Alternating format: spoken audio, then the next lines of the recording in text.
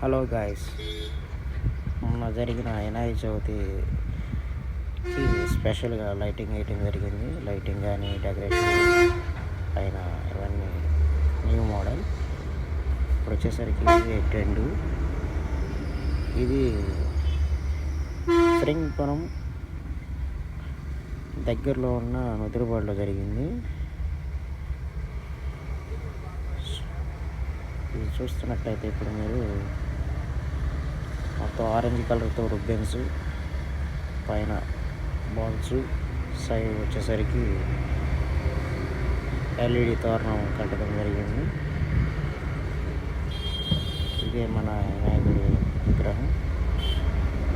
చూడండి గాయ్స్,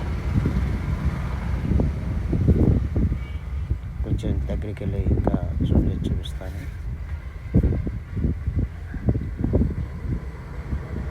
చూడండి,